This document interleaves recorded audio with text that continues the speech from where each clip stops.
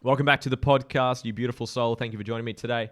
If you haven't already been told this today, you are beautiful, you are enough, and you are worthy of everything you aspire to have. And we're going to be tackling one of those topics today that might be stopping you from actually getting that. And that is imposter syndrome. And the reason I'm making this video is because I just keep hearing the term. Keep hearing it with clients I'm working with my audience that I have. So I really wanted to tackle this one because I feel like it's very relevant for my audience, okay? So if you've struggled with imposter syndrome or feeling worthy or feeling guilty or feeling not good enough or self-sabotage or self-worth or any of those or variations of those, this podcast is going to help you massively. So please tune in, please enjoy. If you haven't already, guys, if I could ask a massive favor of you guys liking this video, subscribing if you haven't subscribed, share this with a friend if you get value from it, only if you get value from it.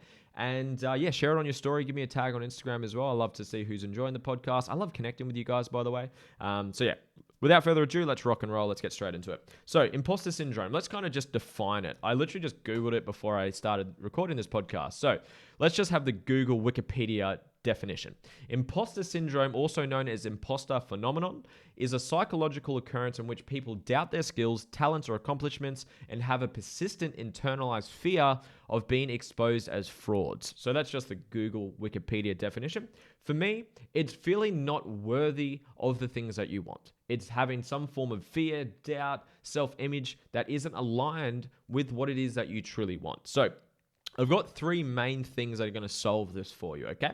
So first things first, remember this, write this one down, earmark this, replay this line if you need to a couple of times. Low self-worth is feedback that you're not living in alignment with your highest values and you are subordinating or you're putting someone else's values ahead of your own. Let's use an example. Say you value family, your relationship, and the gym. You like your health, okay? So say, for example, someone says you should go travel the world, you should go do whatever, you should go get this job, you should whatever. They tell you you should. Whenever you hear the words you have to, you've ought to, you've got to, you should, you must, someone is putting their values onto someone else, okay? So say, for example, someone says you should go do this thing. You should go travel more. You should go check this restaurant out. You should go work harder on your business. You should go travel the world, whatever it may be. You should go spend more time with your family. Should. And you go do the thing they're telling you should do. And then when you go do that, it takes away from the things that you actually enjoy the most. I actually forgot what I just said. I think it was health, family, and I think your relationship. So say you go and do the things they tell you, quote, should do. It takes away from the things you actually love and you love the most. And you will experience lack of self-worth, like I just said. You will feel guilt. That's another form of it as well. You feel guilty because you're not putting your own needs first. This is the quote where you've got to fill up your cup so you can pour from a full cup, or you need to look after the goose that lays the golden eggs. You must be selfish so you can be selfless. That's what you're experiencing. So if you're lacking self-worth, which ties into imposter syndrome, is you're just not being authentically yourself. Someone's told you, you should be this, you should have a better body, you should whatever, you should do this, whatever. You have to. And that can become imposter syndrome because you think you have to be this, you should be better, you should whatever. It's just other people's values. I'll use an example that makes the most amount of sense to me. Say there's a bodybuilder. He comes in and he meets up with an entrepreneur, a business owner, someone who really values business and money. And the bodybuilder goes to the entrepreneur and says, mate, you should and you have to go look after your health more. You're a piece of shit, you're fat, you're lazy, whatever. And then this person feels shit because this person hasn't looked after their health compared to the bodybuilder. And then the entrepreneur turns around and says, well, mate, you should go look after your business more. You should go make more money. You're a poor piece of shit. You haven't got enough money or wealth to your name. And then the bodybuilder feels shit and they feel like an imposter again. They're just putting each other's values on top of each other. And we do this all the time, unconsciously, obviously. My purpose is to heal and improve consciousness of the world. So once you're aware of this, it's like the Matrix. It's like you just see things differently. Whenever I catch myself, I very, very, very rarely do it these days. But when I catch my partner, my friends, my clients do it, oh, I have to do this. According to who? I should be doing this. According to who? You're just putting someone else's values ahead of your own. It sounds so simple. How do you solve that? I have a free training for you. Go to my podcast. You're listening to my podcast right now. Go to episode 200. 200, ideally, if you can watch the video because I actually share my screen. There's a free document. I give you a free document to download. You can do your values. It's a free training on how to determine your values. Step by step, question by question. It's there forever for free. Episode 200, okay? And like I said, there's a free document. You don't even have to give your email address. You just click the link and download it. There's no opt-in. It's absolutely free, okay? So me to help you. So first things first, get crystal clear on your values and live to them. That's how you that's going to do most of the work, okay? This and the second one, okay? So that's point number one. You don't know your values and you're taking on other people's values of what you, quote, should and have to and ought to be better at based on their values. It's like me going up to you and saying you should learn more because I value learning. You should be a better coach and help more people and coach your friends and your family and your clients and your team members more because that's my value on coaching. And I value wealth. You should be better with your money. Stop wasting your money going out and partying and traveling the world. Go invest it elsewhere. That's me projecting my values onto other people. It's like someone coming to me and say, you should go travel more. I've done very little travel. I don't really value experiences that well. Yes, there's truth to everything people say, but at the end of the day, be unapologetically, authentically you. So that's the first step. Second step, limiting beliefs. You've probably heard that term a lot. It gets thrown around a lot in the self-help and self-development world, but it is very true. You make your beliefs true. Henry Ford said it many, many years ago. If you believe you can and you believe you can't, you're both right. I'll say that again. If you believe you can't or if you believe you can, you're both right. So whatever you believe you make true, if you believe you're not worthy, that you're not good enough, that you're not enough, that success is hard, that money doesn't grow on trees, that I can't lose weight, I can't sustain it, I'm not good with finances, I'm not good with relationships, whatever it may be, we always make our beliefs true.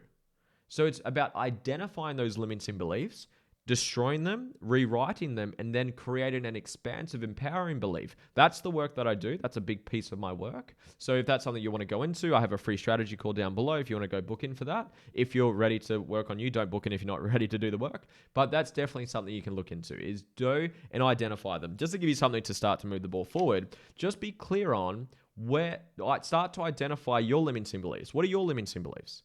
We all have them. And if you believe you don't have one, we've just identified your first limiting belief to work on. We all have them.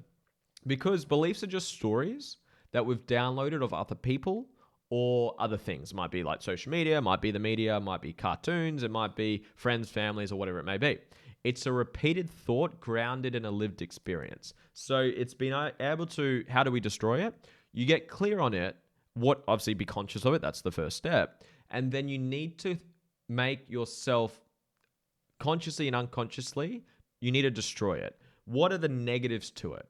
What's the pain associated with that belief? What is it even true? Or have you just made it up and downloaded it off someone else? You want to poke holes in it and as many holes as you can until it breaks. It's like a CD. If you think old school CDs, for anyone that remembers those, there's like, if you take a CD and say that's your limiting belief, that you're not worthy, you're not good enough, you're not enough, whatever it may be. If I scratch it once, it's still going to play, not as well, it's still going to play. But if I scratch the absolute shit out of it back and forth, back and forth, back and forth, back and forth, eventually it won't work anymore. And whatever fires together, wires together, that's neurological, programming. So if you stop using it and then you start using the empowering one that you are enough, that you are worthy, that you are deserving, or whatever it may be, you start to myelinate and ingrain that belief instead, because whatever fires together, wires together. Whatever doesn't fire, unwires. And it starts to scratch and destroy it. So we link a lot of pain to the limiting belief and poke holes in it, and we stop using it. And then we link a lot of benefits and positives to the empowering belief, and we ingrain it. We practice it. We use it. That's where affirmations do come into it. I'm not a fan of affirmations with no substance behind it. I like putting substance and power and emotions to it, not just saying, I'm happy, I'm happy, I'm happy, I'm happy, I'm happy, when you don't truly believe it, okay? So that's how we do it. So that's two ways. The last way is healing through our stuff. Healing through trauma, healing through wounds that you haven't healed through yet. How do you do that? That's a big can of worms. There's so many ways. You can get coaches, you can get therapists, you can get counselors, you can get so many things. You can go down the plant medicine route. That's really, really empowering for me. That's something that I'm a big, big fan of. I've done a lot of healing and a lot of work on my stuff down that journey. I've had NLP coaches that have really changed the way I view things. Just spiritual guides and spiritual gurus and spiritual mentors. Fucking fantastic. being in an intimate relationship where they trigger a lot of those things you haven't healed through. That's a way to be conscious of it, but then you got to go learn how to work through it. This line was really empowering for me, is that trauma is unprocessed memories. And then the question is, well, how do you process it, right? So then that's where you learn the tools. Again, that's tools that I've developed for myself and that I have helped clients with, but there's so many ways you can do it. You got to find your way of what works best for you. Someone that makes you feel safe, feel heard, feel seen, and feel loved unconditionally for the version that you were when you were hurt and you were triggered, essentially, where the trauma happened. So the reason I say that is because if you've got unhealed stuff, which we all do, we're all healing, we're all becoming the most spiritually expressed version of us. You might have heard the term, we're not human beings having a spiritual experience. We're spiritual beings having a human experience. So the more we heal and remove the things that aren't us, the most authentic version of us shines through. Your light shines brightest when you let it shine freely, okay? So that's the work that we do. So look into that. Again, that's work that I do, but you got to find your way. There's multiple ways. I still explore different ways for me to integrate and heal more parts of myself. But those are my 3 big things. If you do the first 2, that will do most of the work. If you're experiencing imposter syndrome, if you feel like you're not worthy, that you're not enough, that you don't deserve it, or whatever it may be, it's probably a limiting belief that you've picked up or downloaded of someone else, or you're just not putting yourself first. You're putting someone else's values, like the bodybuilder, thinking that he should and has to and must be better at business, and the business owner feel like he has to and should and must be better with his health. You're just putting someone else's values ahead of each other. And you feel like shit. You beat yourself up. And that's the feedback to help you be authentic. So that's my take on this. I hope it made sense. I hope you got value from it. If you did, comment down below. I'd love for you to subscribe if you haven't already. Like if you haven't already. Share this with a friend. Share this on your story. Give me a tag. And if you are ready to work on you and you are looking for a coach, a mentor, someone to help you along your path so you can elevate in your business, in your career, in your relationship, in your fucking life as a whole, a rising tide raises all boats, and you're looking for someone to help you along that path and save you so much fucking time, energy, effort, pain, and you like my vibe, you like my energy, you like the value and how I articulate things, then book in for a free strategy call. I only do a limited amount. I've already booked out for the week coming at the time of recording this. So they do book out pretty much every single week. So get in quick so you don't miss out. It's worth $949, okay? So book in if you want to take that. I appreciate you guys. Have a beautiful day. I'll see you guys soon. Bye.